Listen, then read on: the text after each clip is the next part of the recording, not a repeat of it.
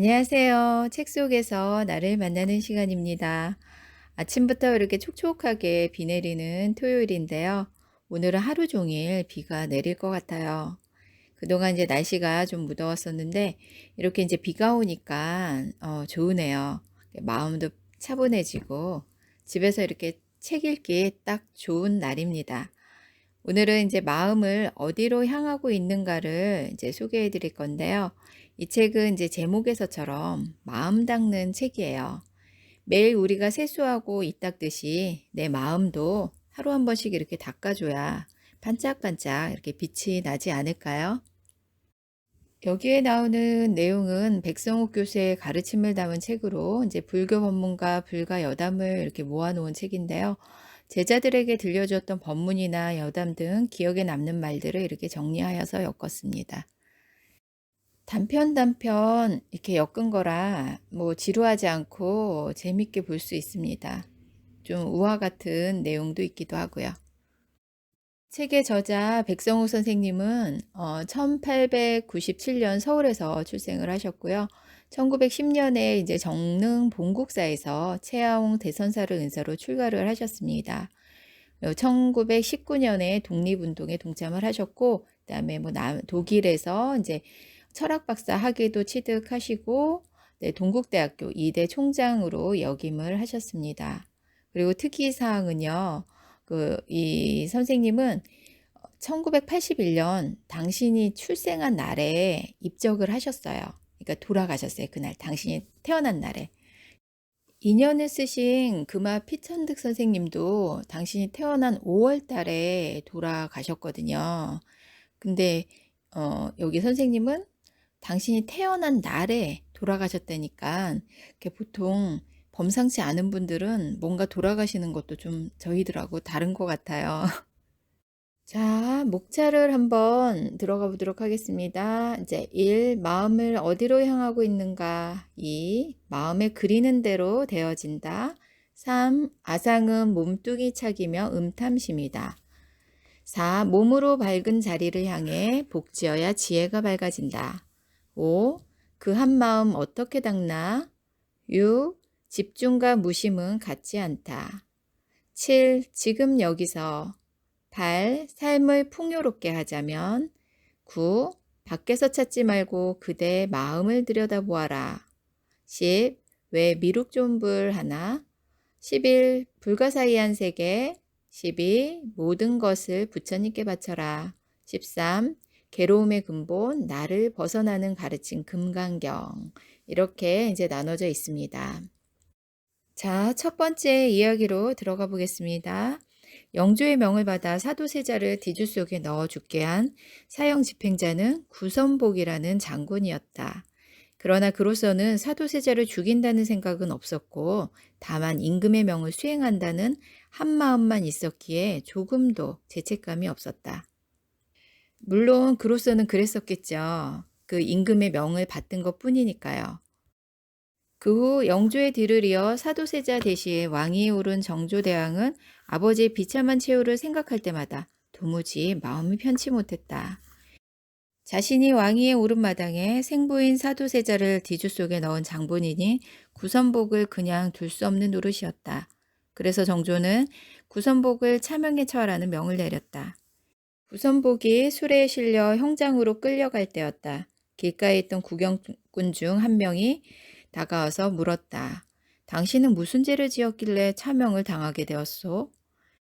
구선복이 대답하였다. 나는 오로지 나라에 충성하는 마음으로 임금님의 명령을 수행하였을 뿐 잘못한 일이 아무것도 없소이다.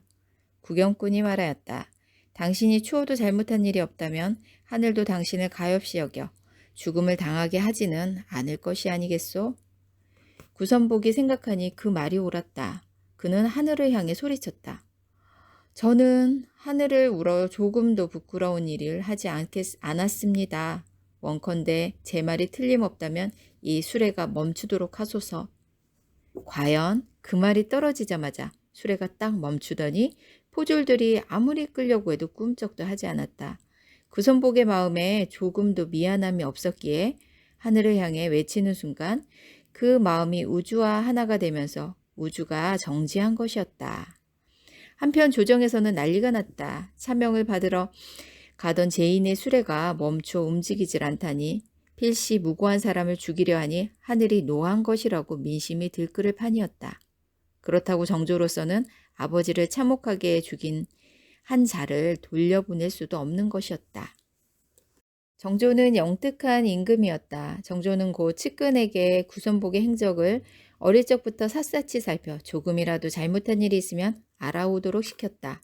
그러나 구선복은 워낙 강직하고 충실하여 조그만 비리조차 쉽게 찾아낼 수가 없었다. 그런데 딱 한 가지 시비할 만한 일이 있었다. 구선복이 어릴 적에 조숙해서 그랬는지 유모에게 부당한 짓을 하려다 들켰던 일이 있어서 빌미가 잡힌 것이었다. 정조는 부랴부랴 구선복에게 사람을 보냈다.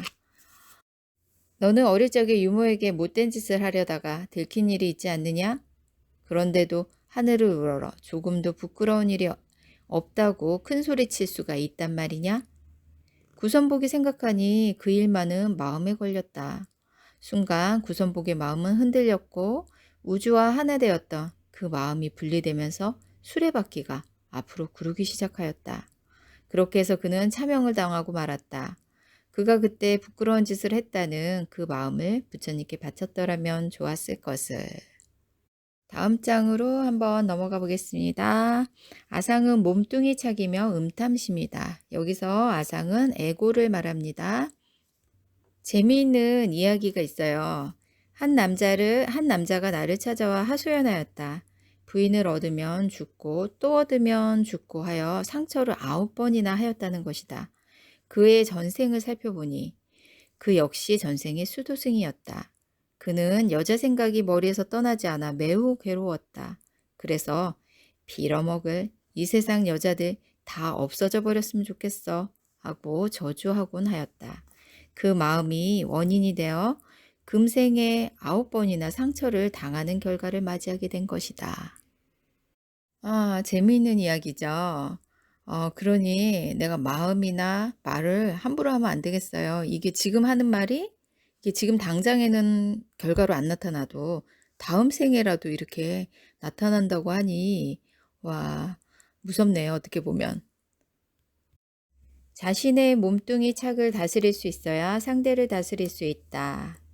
남자가 여자를 다룰 수 있으려면 여자와 한 방에서 자더라도 마음이 동하지 않도록 자기 몸을 다스릴 수 있어야 한다.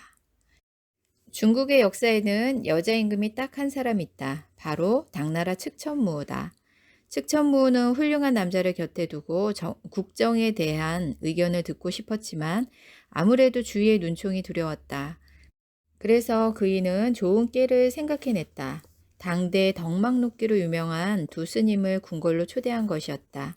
한 스님은 국사로 있었던 충국사였고 또 한 스님은 신수대사였다. 함께 있으려면 조금이라도 여색을 탐해서는 안 되겠기에 측천무로서는 두 스님 중에 좀 더 여색에 초연한 스님을 고르려는 것이었다. 스님들도 때때로 이제 여자 생각이 나십니까? 측천무가 두 스님들을 떠보았다. 이에 대해 충국사는 우리는 절대로 그런 일이 없습니다. 라고 대답하였다. 그러나 신수대사는 몸뚱이가 있는 한 그 생각이 없을 수는 없겠지만 다만 방심치 않을 뿐입니다. 라고 하였다. 두 스님의 얼굴빛을 보고 느끼기에 충국사는 분별심이 있을 것 같은데 전혀 없다고 하고 신수대사는 분별심이 전혀 없을 것 같은데 있다 하니 참으로 알 수 없는 노릇이었다. 측천무는 두 스님을 목욕탕으로 들여보냈다. 그러고는 반반에 베는 국녀몇을 홀딱 벗겨 스님들 때를 닦아드리게 하였다. 그래놓고 자신은 목욕탕 꼭대기 유리문을 통해 스님을 관찰했다. 그런데 이게 어찌된 일인가? 절대로 여색에 동하지 않는다던 충국사는 몹시 흥분해서 어쩔 줄 몰라 했고 몸뚱이 착이 없을 수 없다던 신수대사는 여여하게 조금도 달라짐이 없었다. 측천무는 물에 들어가니 길고 짧음을 알겠더라 하는 시를 짓고 이후 신수대사를 곁에 늘 모시고 국정을 논의하였다. 충국사가 우리는 절대 그런 일이 없다고 한 것은 남을 꾸짖는 말이니 성내는 마음이다. 성내는 마음은 곧 몸뚱이 착이니 이런 사람이 음탐심이 없을 수 없는 것이다. 측천무우와 함께 있게 된 신수대사는 참 잘 되었고 또 잘 안 되었다. 무엇이 잘 안 되었나? 임금 곁에 매어 있어 자유롭게 수도할 수 없었으니 잘 안 되었다는 것이다. 그럼 또 무엇이 잘 되었나? 여왕 곁에 매어 있어 잠시도 방심할 수 없어 몸뚱이 착을 닦아야만 했으니 그것이 참 잘 되었다는 것이다. 남을 흉보는 것이 재미있으면 자기 마음에 진심, 그러니까 성내는 마음이 있는 줄 알아라. 조선시대의 일이다. 어느 벼슬아치가 길을 가는데 웬 집에서 소년이 글 읽는 소리가 매우 낭낭하게 흘러나왔다. 그 글 읽는 소리가 하도 범상치 않은지라 집에 돌아온 그는 하인을 시켜 소년을 데려오게 한다. 인물이 쓸만하면 사이를 삼고 싶었던 것이었다. 그런데 막상 보니 소년의 모습이 목소리와는 영 딴판이었다. 주인은 사이 삼고 싶은 마음이 일시에 사라져 버렸지만 그렇다고 소년을 그냥 돌려보내자니 미안한 생각이 들었다. 그래서 다갓상을 내오게 하여 떡이나 좀 먹고 가라고 일렀다. 소년은 자신이 당한 망신에도 아랑곳하지 않고 태연히 앉아 떡을 다 먹어치웠다. 그러고는 맛있는 떡을 혼자 먹고 보니 부모님 생각이 나는데 좀 싸줄 수 없겠느냐고 청하기까지 하였다. 이에 주인은 새삼스럽게 소년의 사람됨에 감탄하고 그를 사이로 맞아들였다. 소년은 나중에 재상이 되었는데 그가 바로 오리정승 이원익이다. 잘 닦는이라면 오리대감과 같이 어떤 경우에 처하든 마음이 흔들리지 않아야 할 것이다. 중국 역사에서 성군으로 높이 추앙되는 임금의 순과 우가 있다. 우는 누가 자신을 꾸짖으면 3번 절하였다고 한다. 그러니까 그는 자기의 못난 점을 찾아 잘 닦았다는 이야기다. 효자로 알려진 순임금은 어려서 어머니를 잃고 계모 밑에서 자랐는데 그 여자가 성미가 남달랐다. 하루는 그 계모가 순에게 구덩이를 파라고 일렀다. 깊이 파들어가면 위에서 흙으로 덮어 눈에 가시인 의붓자식을 생매장하겠다는 뜻이었다. 계모의 의중을 알았건만 효자였던 수는 이를 거역할 수가 없었다. 네 하고 구덩이를 팠지만 수는 죽지 않았다. 구덩이를 파는 동시에 살아나올 구멍을 함께 팠던 것이다. 또 하루는 계모가 순에게 지붕에 비가 새니 올라가서 살펴보라고 일렀다. 순이 사다리를 걸쳐놓고 지붕에 올라가 살피는 사이 계모는 사다리를 치우고 밑에서 불을 질렀다. 그러나 순은 죽지 않았다. 이미 계모의 뜻을 알아차리고 사다리를 또 하나 갖고 올라갔던 것이다. 이것이 바로 세상의 흐름에 거역하지 않으면서 자신의 마음을 닦는 지혜다. 굉장히 고수라고 할 수 있네요. 내가 상대방의 그 불순한 의도를 알면서도 주지만 거기에 대한 내가 방도를 취한다는 건 굉장히 지혜가 뛰어난 거라고 할 수 있겠죠. 이 우주는 모든 것을 다 갖추고 있다. 사람들이 구하는 것은 다 충족될 수 있다. 그런데 구하지만 안 되는 이유는 무엇일까? 그것은 스스로의 마음에 안 된다는 진심이 있기 때문이다. 마음에 안 된다는 하는 진심만 없다면 되어질 일은 다 되어진다. 되어질 일이란 진실한 자세를 말한다. 언젠가 내 밑에서 공부하던 한 젊은이가 자기처럼 허약한 사람도 공부하면 쌀 한 섬을 번쩍 들어올 수 있겠느냐고 물었다. 그래서 그에게 안 된다는 생각만 없으면 되지 하고 말해주었다. 가만히 생각해보니 그의 마음에는 내 몸은 허약하니 그런 일은 절대로 할 수가 없어 는 생각이 숨어 있었다. 그 생각을 해탈시켜주기 위해서 나는 그에게 일렀다. 늘 다니는 길목에 쌀 한 섬을 갖다 놓고는 지날 때마다 보면서 저건 내가 못 들지 하는 생각을 부처님께 바치라고. 그러고 나서 100일가량 지났을까 어느 날 그는 문득 쌀 한 섬이 우습게 보이더니 그냥 번쩍 들어 올리더라는 것이다. 이는 안 된다는 생각을 닦은 당연한 결과이다. 이 얘기는 내가 안 된다고 생각하는 나의 생각을 바꾸면 된다라는 뜻이기는 한데요. 그렇다고 해서 내가 그냥 의식적으로 내 생각을 바꾸어서 되는 거는 아닌 것 같아요. 내 무의식을 바꿔야. 내가 이제 무의식에서도 내가 '아 저거는 내가 할 수 없는 일이야.'라는 게 이렇게 잠재적으로 있으면 그게 의식적으로 생각하는 것만 가지고는 되는 것 같지는 않아요. 그러니까 '나의 무의식을 바꿔야 된다.'라는 그런 중요한 뜻도 있습니다. 우리의 인생이란 영생으로 가는 길거리에서 하룻밤 여간에 깃든 것과 같다. 그러나 여간에 깃든 것을 임시로 들었다고 하지 않고 곡식이 필요하면 곡식을 심어 추수를 해서 알뜰하게 살고 뒤에 오는 일을 위해 갈무리도 하고 깨끗이 청소도 하여 두는 넉넉한 마음이라면 그 사람의 앞날은 분명히 풍요롭고 밝을 것이다. 그러나 여간에 들어 몸이 고단하다고 있는 것이나 다 먹어치우고 떠난다면 뒤에 오는 이는 고생이 될 게 아닌가. 6.25 동란 때 실제로 그런 일을 구경해 보았다. 피난을 가다가 굶주려서 어떤 집에 들어가 보면 미처 가져가지 못한 음식이나 양식이 남아있는 경우가 있었다. 그러면 어떤 사람은 그걸 잘 아껴 먹고 혹시 뒤에 올지 모르는 피난민들을 위해서 깨끗하게 남겨두고 떠났다.